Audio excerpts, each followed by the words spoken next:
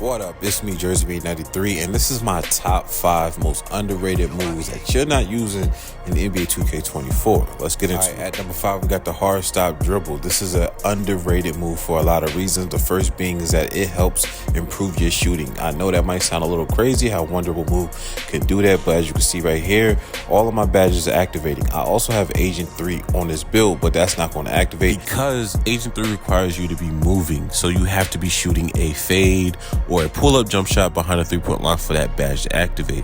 While the hard stop is going to cut off all your momentum, so you're not going to get the moving shot penalty that comes from shooting those shots. But it's also a great move you could use to set up your drive. So here's an example of me using a hard stop.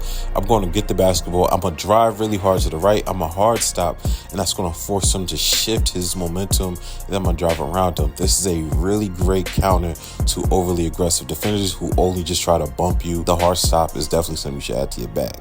Now let's go to number 4. We got the spin jumper. The spin jumper is just slept on in general. There's a lot of great pro play animations. Don't worry, I will have my build video ready for you guys very soon. But you're using the contact animation to actually set up your spin jumper. So you're going to drive the defender backwards with the contact animation, and that is going to carry him away from you as you spin away. Spin jumper practicing. Okay.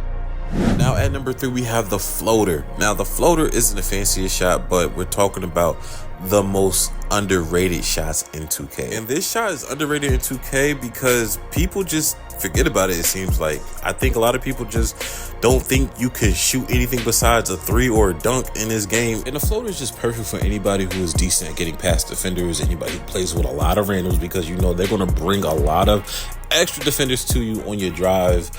People who are just trying to get away with making a build that can't have a high driving dunks rating. You need to have your float game down so that you can compensate for that. All right, number 2 is going to be something that isn't necessarily a shot, but it is a technique, and that is initiating a bump and then using a pullback or a step back.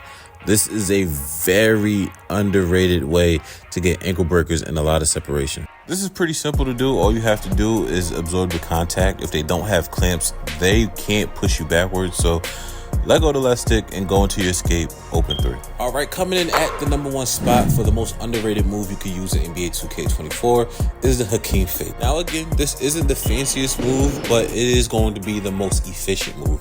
This move works every time. The reason being is because shot blockers just assume you're going to go with a layup or a dunk, and that is going to send them flying because most of them just spam the triangle button.